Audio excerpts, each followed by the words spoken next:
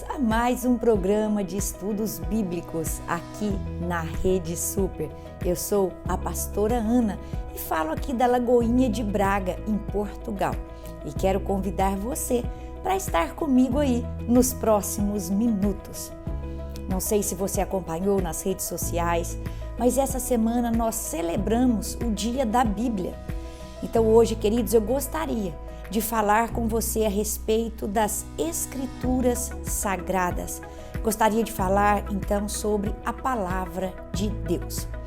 E eu gostaria, queridos, de começar fazendo para você uma ilustração. Imagine um copo. E dentro do copo tem água, né? Então, um copo é um copo. Mas esse copo contém água. Ou seja, o copo não é a água, mas ele contém água. Da mesma forma, queridos, a Bíblia. Nós não podemos apenas dizer que a Bíblia é um livro que contém a palavra de Deus. Porque se eu e você dissermos que a Bíblia é um livro que contém a palavra de Deus, logo ela não é a palavra de Deus na sua totalidade ou na sua essência. Então, o certo é nós dizermos que a Bíblia é a palavra de Deus. Ela não apenas contém, mas ela é verdadeiramente a palavra de Deus. Então, eu gostaria de trazer esse estudo para você hoje e começo convidando você para abrir sua Bíblia comigo no Salmo 19. Nós vamos ler dos versos 1 a 4 e aqui nós já vamos ver como o Senhor se revelou de forma geral à humanidade, como que Ele se revela de forma geral a toda a humanidade. Então vamos ver Salmo 19, do 1 ao 4. Os céus declaram a glória de Deus. O firmamento proclama a obra das suas mãos. Um dia fala disso a outro dia. Uma noite o revela a outra noite. Sem discurso nem palavras, não se ouve a sua voz, mas a sua voz ressoa por toda a terra e as suas palavras até os confins do mundo. Queridos, quando nós olhamos para a criação de Deus, quando nós olhamos para a natureza, essa criação, essa natureza nos revela Deus, nos mostra Deus. Quando nós olhamos para a perfeição, como que todas as coisas funcionam, como que a natureza, queridos, funciona, a beleza que está em cada detalhe de uma planta, de um animal, nós vemos que com certeza há um Criador por trás de todas essas coisas. Então aqui nós vemos que Deus, Ele já de antemão, Ele se revela a nós, a humanidade, através daquilo que Ele criou. E aí é o que nós chamamos então da revelação geral. Deus se revela a nós, tanto por meio da natureza, como Deus também se revela a nós, através de uma consciência interna daquilo que é errado e daquilo que é certo. Porém, queridos, Deus não ficou apenas nessa revelação geral. Deus também se revelou a nós de forma especial. E aí nós vemos que Ele se revela de forma plena, Ele se revela, queridos, assim, de forma última, né? Em Jesus Cristo. Jesus é ali a revelação final do Senhor. Quando você vai lá em João, capítulo, queridos, 14, dos versos 8 a 9, você vai ver que Filipe chega para Jesus e fala assim: Jesus, mostra-nos o Pai. E Jesus fala assim: como assim, Filipe? Mostra-nos o Pai. Jesus diz para ele: quem vê a mim, vê o Pai. Jesus, Ele é a expressão exata do ser de Deus. Quem vê Jesus, vê o Pai. Então, quando nós olhamos para Jesus, nós vemos o Pai. Ou seja, Ele é a revelação ali especial de Deus para nós. Mas também, queridos, as Sagradas Escrituras, né? A palavra de Deus, ela é uma revelação especial de Deus para a humanidade. São as palavras de Deus colocadas de forma escrita. E por que de forma escrita? Para que essa verdade, para que esses ensinos, para que todo esse conhecimento fosse preservado e que o povo de Deus, no decorrer da história, no decorrer dos anos, não perecesse pela falta da instrução, pela falta do conhecimento, pela falta do ensino. Então o Senhor, no decorrer da história, levantou homens para que registrassem essa história, para que registrassem a sua vontade, os seus planos para a humanidade.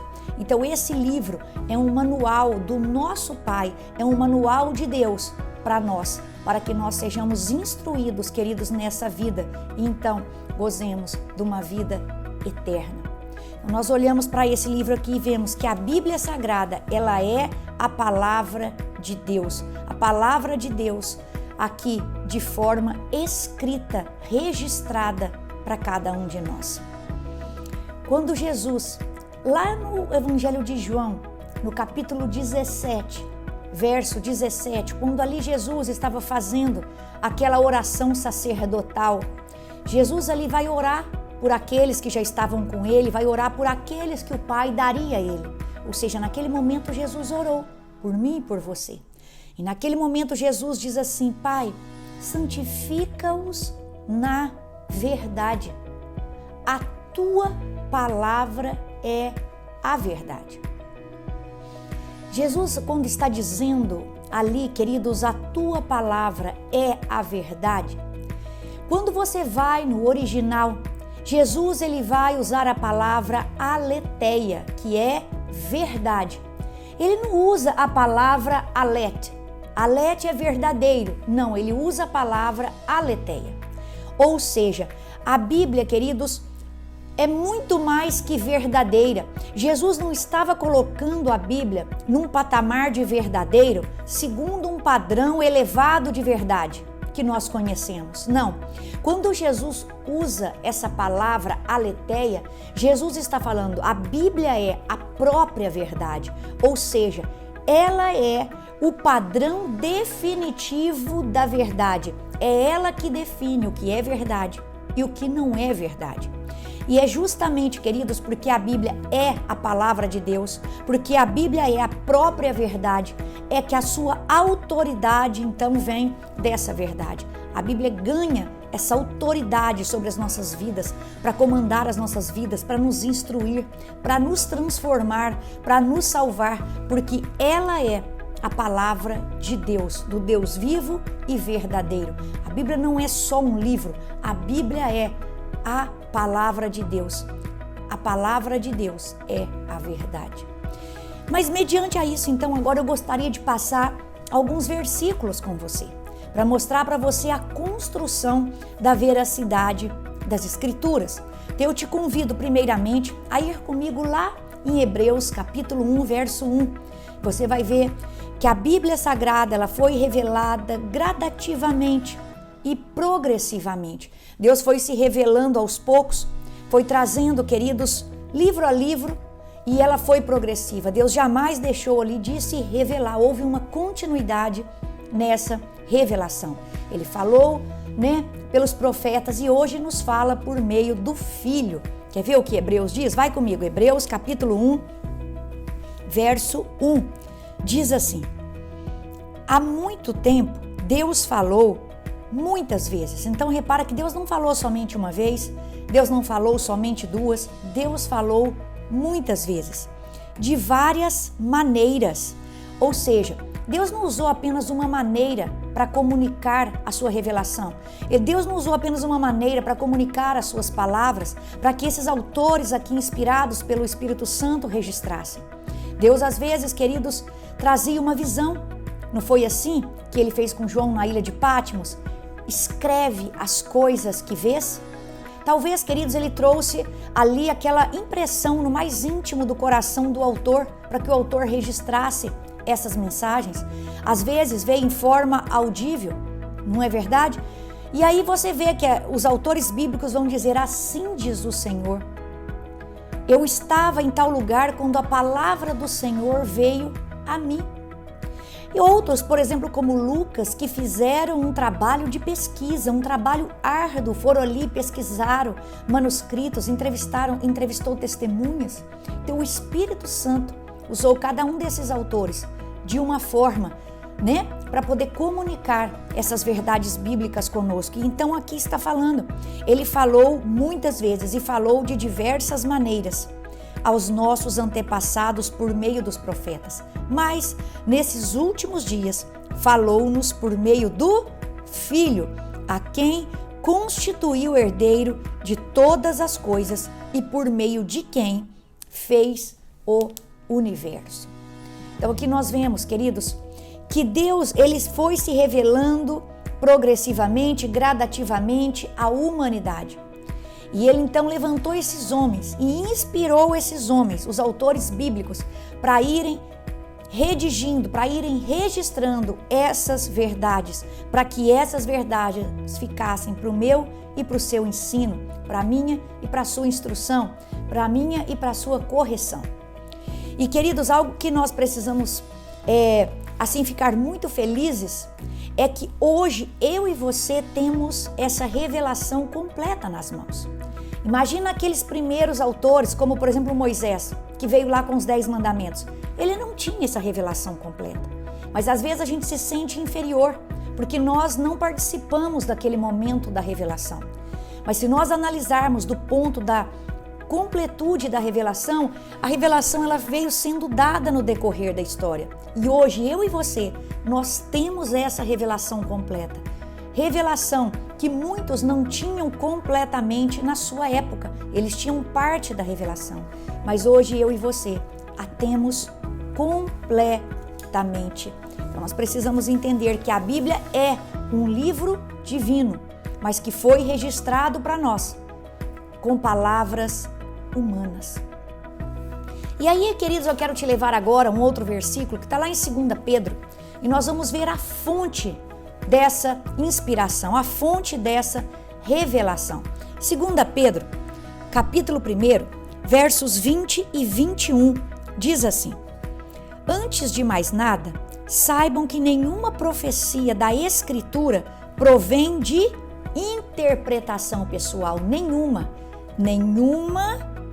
profecia da Escritura provém de interpretação pessoal, pois jamais a profecia teve origem na vontade humana, mas homens falaram da parte de Deus, impelidos pelo Espírito Santo.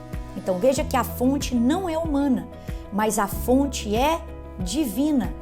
Homens falaram da parte de Deus. Então essa profecia, essa revelação, essas palavras vieram da parte de Deus. Esses homens foram impelidos pelo Espírito Santo, foram capacitados pelo Espírito Santo a registrarem essas histórias, esses ensinamentos, esse conhecimento para mim e para você. Então a fonte, queridos, não foi humana. Deus usou o homem para registrar, mas a fonte desse conhecimento, dessa revelação é divina. Então desta forma, queridos, Deus, para trazer para nós essa fonte de sabedoria, de conhecimento, Ele usou o humano, sim, mas perceba algo que eu quero te falar. Nessa inspiração divina, as habilidades humanas ou aquilo que o homem tinha na mão para registrar o que registrou, Deus usou. Deus jamais anulou aquilo que o homem tinha na mão. E aquilo que o homem tinha na mão não interferiu de forma alguma naquela inspiração, na revelação, na profecia que Deus queria deixar registrado para o meu e para o seu conhecimento. E um exemplo que eu posso te dar é Amós. Amós era um boiadeiro. E Amós vai deixar para a gente lá, um dos profetas menores, vai registrar ali, queridos, para nós algumas profecias, vai deixar para a gente ali registrada a palavra de Deus, mas ele vai usar um vocabulário próprio, cultural dele. Ele vai, por exemplo, falar das vacas de Baçã. Isso vem de um boiadeiro. Então Deus, ele não anulou a cultura, e as características do homem quando o homem veio registrar toda, queridos, essa revelação. E aquilo que o homem tinha na mão jamais anulou a inspiração. Então nós precisamos ter isso no nosso coração. Segunda coisa que eu quero mostrar para você aqui, nessa sequência, então você viu Hebreus da revelação progressiva, gradativa, você viu a fonte que ela é divina.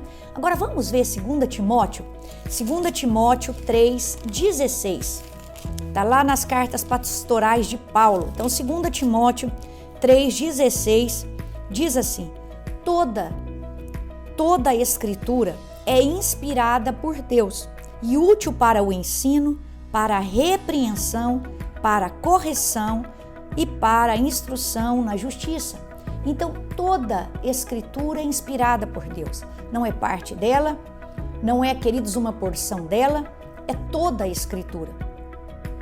Então, Paulo aqui está dizendo, queridos, que toda a Escritura é inspirada por Deus. Lógico que essa palavra que Paulo usa aqui, quando nós vamos ver no original, ela se refere ao Antigo Testamento. E nós vemos que já no Antigo Testamento, ali no Antigo Testamento, várias profecias deles se cumpriram no Novo Testamento. Os autores do Novo Testamento, eles confirmam, ou seja, eles validam o Antigo Testamento. Nós vemos que na época de Jesus, o Antigo Testamento, queridos, já existia. E quando ali as Escrituras eram abertas na sinagoga, eles liam o quê? O Antigo Testamento. Então, o Antigo Testamento ele já era aceito como ali palavra de Deus na época de Jesus.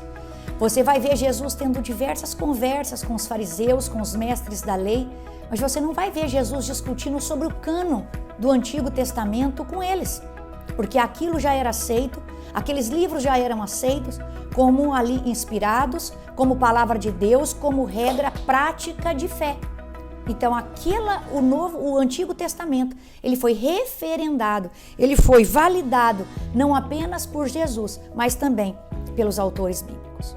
Talvez a sua dúvida seja, pastora, mas e o Novo Testamento?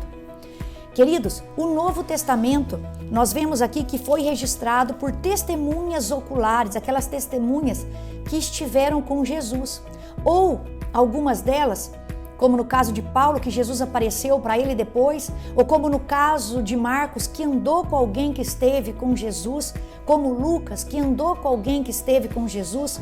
Então, abra aí a sua Bíblia comigo, no índice seu do Novo Testamento, e vamos dar uma olhada nesses 27 livros. Então, quando você olha aqui, Mateus andou com Jesus, Marcos andou com Pedro, que andou com Paulo, Lucas, que andou com Paulo, João, que andou com Jesus, Atos dos Apóstolos, que Lucas escreveu, Lucas andou com Paulo. Depois você vem de Romanos até Filemon, as cartas paulinas, Jesus também apareceu para Paulo fora de tempo. Depois você vê Hebreus, que nós não podemos afirmar com 100% de certeza, mas muitos acreditam que foi o próprio apóstolo Paulo. Tiago, irmão de Jesus, Pedro, que andou com Jesus, João, que andou com Jesus, Judas, que era irmão de Tiago, meu irmão de Jesus, Apocalipse, escrito por João, que andou com Jesus. Então você vê que o Novo Testamento, queridos, aqui foram testemunhas oculares ou pessoas próximas daquelas que estiveram com Jesus. E hoje eu e você abrimos a Bíblia Sagrada na nossa igreja e falamos e explicamos livremente. Mas na época da igreja primitiva, houve períodos ali de muita perseguição. Então ali declarar, ler as Escrituras, declarar, reafirmar a sua fé na palavra de Deus, queridos, era passível de martírio, era passível de morte. Então, naquele tempo, quando a igreja era perseguida, quando Paulo escrevia para uma igreja, quando Pedro escrevia para uma igreja, quando Tiago escrevia para uma igreja, o que aquela igreja fazia quando recebia a carta? Eles copiavam aquela carta e começavam a copiar certinho, exatamente como eles haviam recebido, para que se aquela carta se perdesse, nós tivéssemos outras fontes. E segundo nos explicou J. Smith, esse é um nome figurado porque ele trabalha com muçulmanos, hoje nós temos 150 mil cópias totalmente idênticas umas às outras do Novo Testamento, porque a igreja copiava para preservar as Escrituras, para preservar a palavra de Deus, aquelas cartas que iam sendo recebidas e aplicadas como regra de fé nas suas igrejas.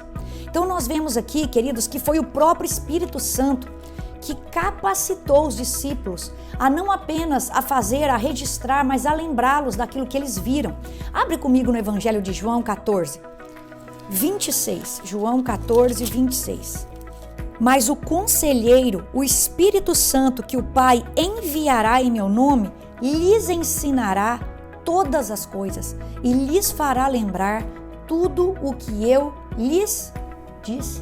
Aqui, queridos, era o próprio Espírito Santo os inspirando, era o próprio Espírito Santo os capacitando a redigir, era o próprio Espírito Santo trazendo à memória deles aquilo que eles deviam escrever.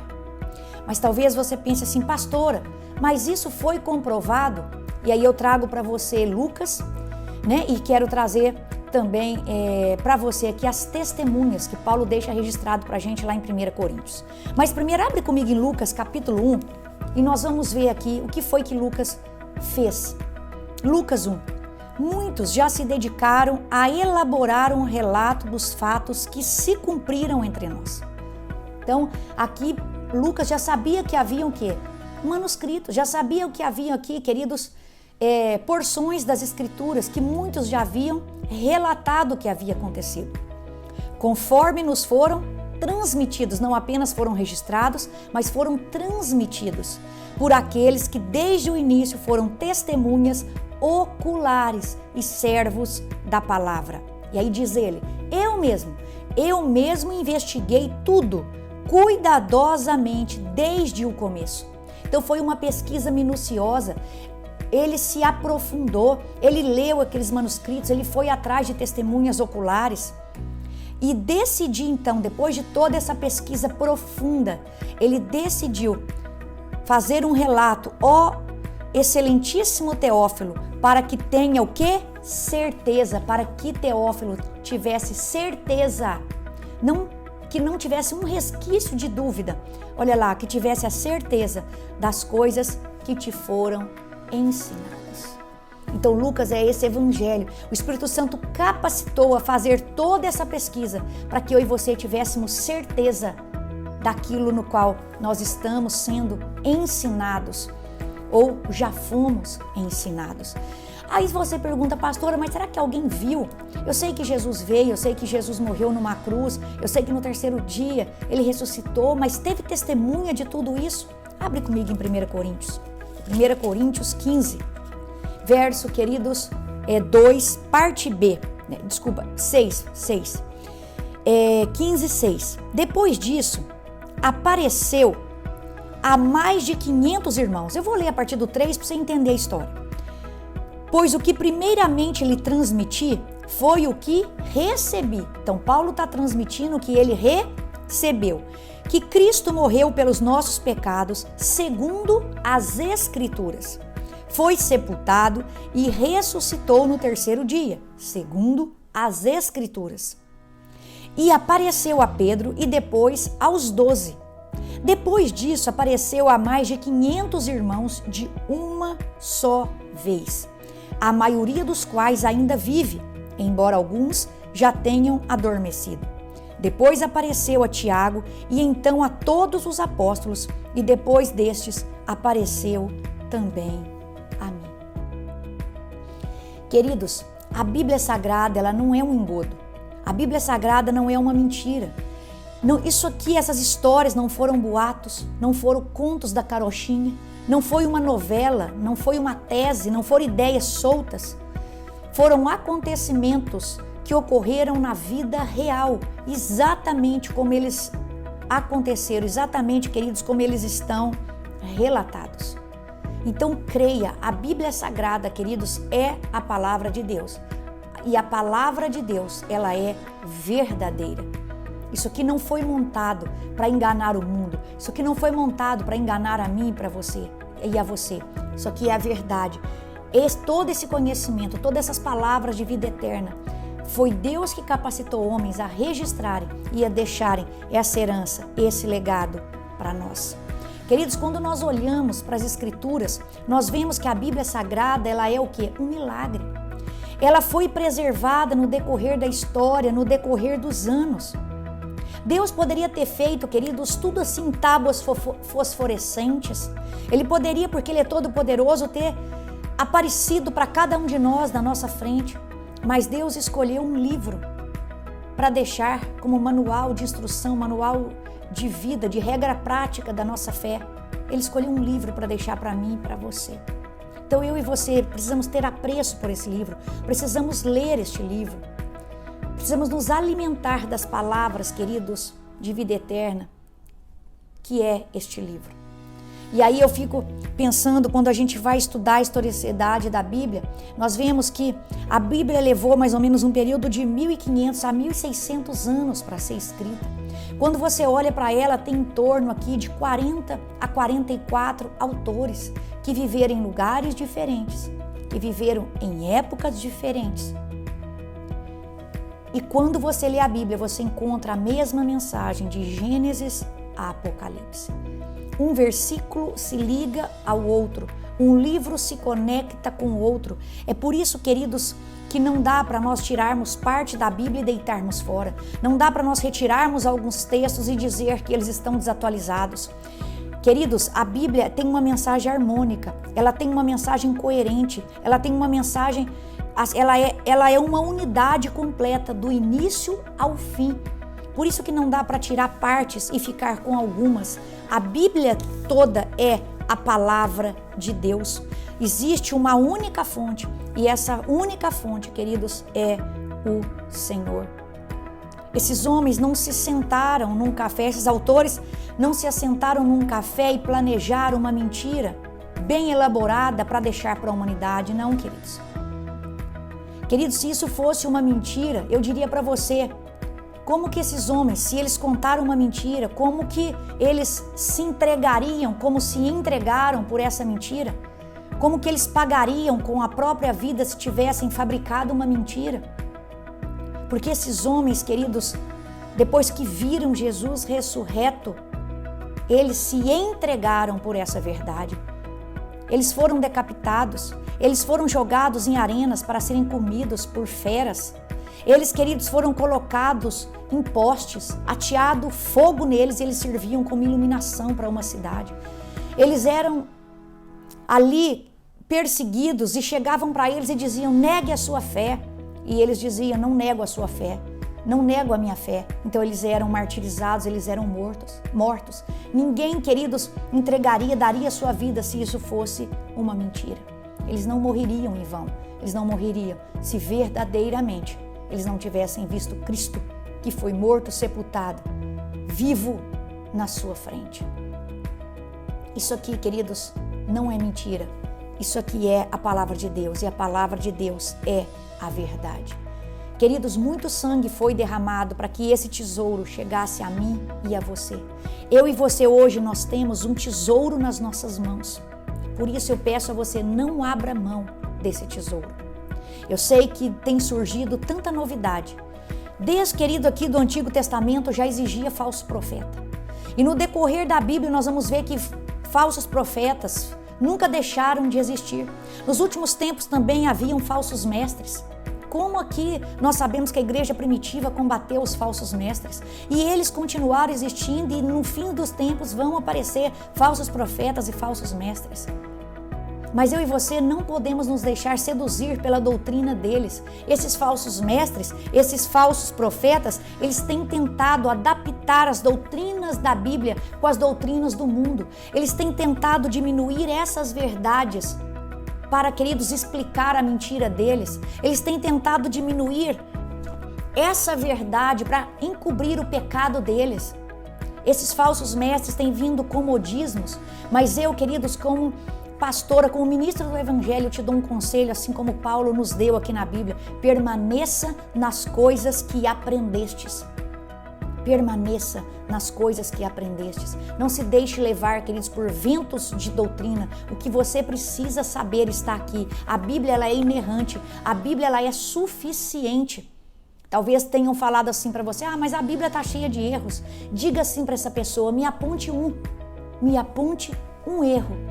Então a Bíblia, ela é inerrante, a Bíblia, ela é suficiente. E hoje essas pessoas vêm com esse discurso que a Bíblia precisa ser atualizada. Aí você responde para ela, Mateus 24, 35, o céu e a terra passarão, mas as minhas palavras não hão de passar. Mas a Bíblia é ultrapassada, a Bíblia, ela precisa ser atualizada. Aí você pega Isaías 48 e diz assim: seca-se a erva, caiam as flores, porém a palavra de Deus subsiste eternamente.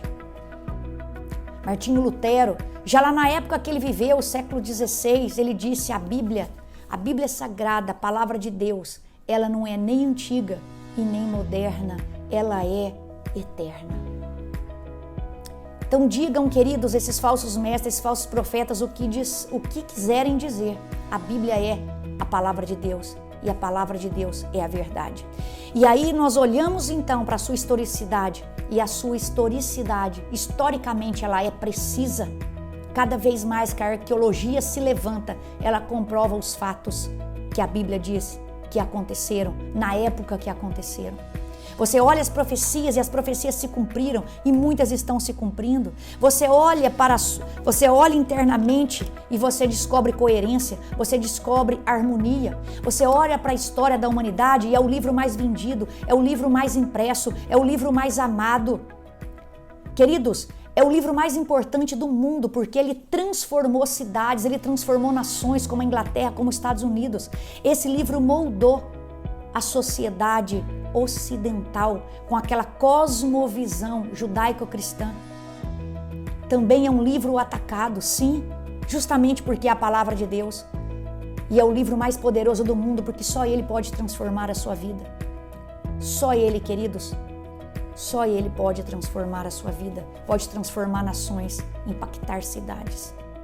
Esse livro, ele não contém apenas a palavra de Deus, ele é, todo ele, a palavra de Deus. Medite, queridos, na palavra de Deus. Assim como todos os dias você come uma porçãozinha de alimento, é necessário que pelo menos uma porçãozinha desse livro, diariamente você tome para alimentar o seu espírito e para que você se fortaleça. Aprenda a palavra de Deus, cresça no conhecimento da palavra de Deus, para que quando esses profetas falsos vierem, quando esses falsos mestres vierem, ele não te encantar, te seduzir, te levar para a doutrina deles. Conheça cada dia mais o seu Deus e peça força para que o Espírito Santo te ajude a permanecer na verdade e nas coisas que você já aprendeu. Amém? Espero que você, queridos, tenha sido edificado com esse estudo da palavra de Deus. Quero abençoar sua vida, agradecer aí pela sua presença e até a semana que vem.